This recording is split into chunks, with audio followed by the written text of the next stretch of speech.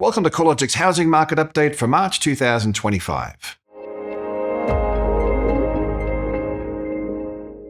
CoreLogic's National Home Value Index posted a 0.3% rise in February, ending a short-lived 3-month downturn. The February rise was subtle but broad-based, with every capital city and rest of state region, except Darwin and regional Victoria, recording a rise in values. The largest month-on-month change across the capitals was recorded in Melbourne and Hobart, both up 0.4%.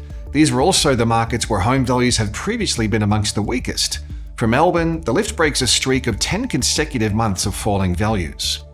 Conversely, the mid-sized capitals of Brisbane, Perth and Adelaide have lost their mantle as the strongest growth markets. With a monthly change of 0.2% to 0.3%, the mid-sized capitals were outpaced by Melbourne and Hobart this month. Adelaide and Brisbane are still leading the quarterly growth trend, up 1.2% and 0.9% respectively, but Perth's value growth has slowed more sharply, with a quarterly change of just 0.3%.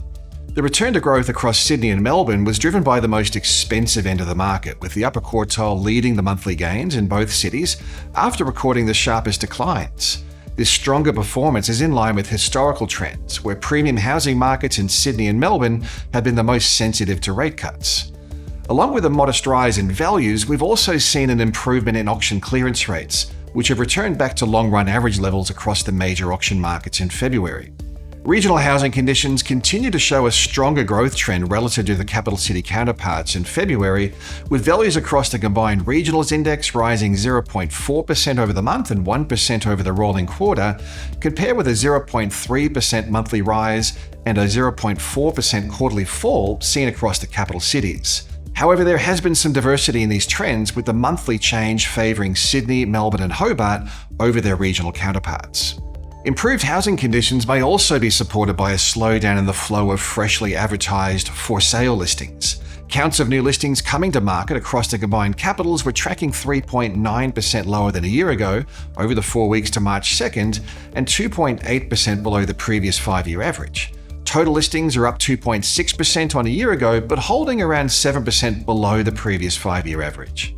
On rental market trends, national rents rose by 0.6% in February, the strongest monthly gain since May last year, but well below the 0.9% rise recorded a year ago, or the 1.2% gain seen in February of 2021 at the height of the rental boom.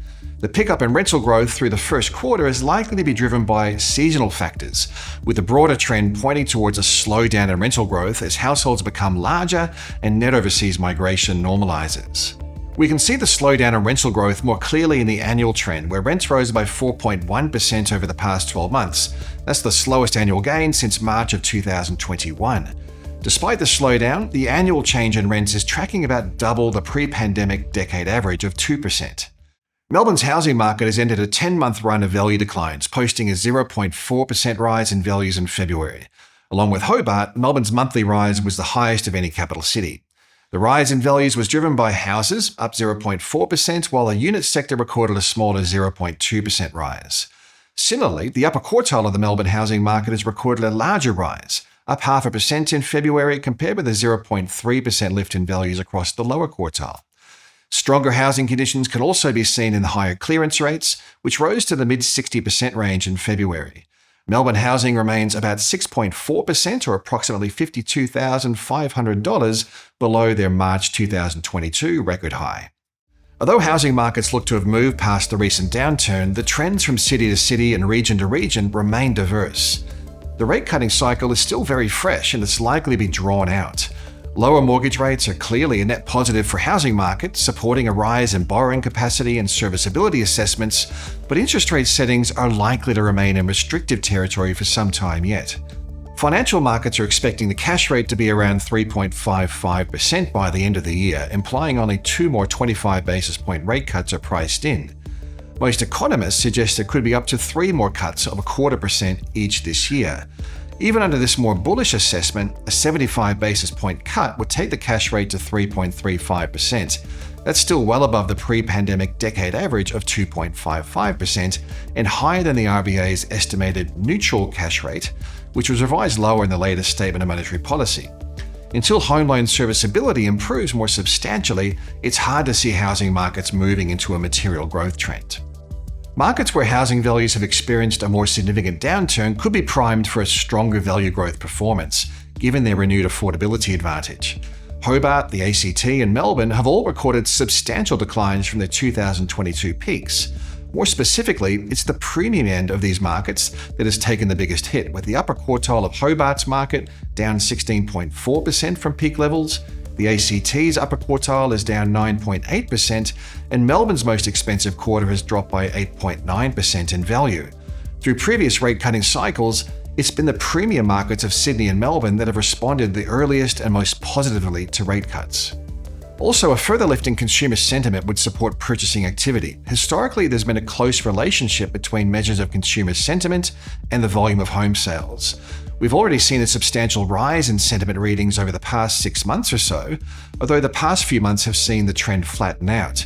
If sentiment returns to more optimistic levels, along with a subtle improvement in serviceability provided by rate cuts, it's likely we'll see buyer activity lifting. A rise in demand for housing from lower interest rates and from a sentiment boost will be partially offset by slower population growth. After peaking in the first quarter of 2023, the Centre for Population expects net overseas migration to reduce further as arrivals continue to moderate, alongside a pickup in departures as visas from the temporary surge in migrants expire. Less migration is likely to flow through to a further easing in rental demand, and over the medium term, reduced demand for home purchasing. Low levels of newly built housing should also deliver some support for housing values in 2025.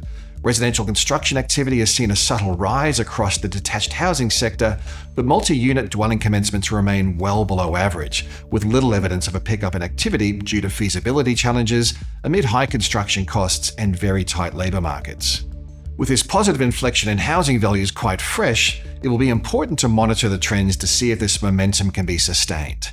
You can stay up to date with all the housing market twists and turns at the news and research pages of the CoreLogic website.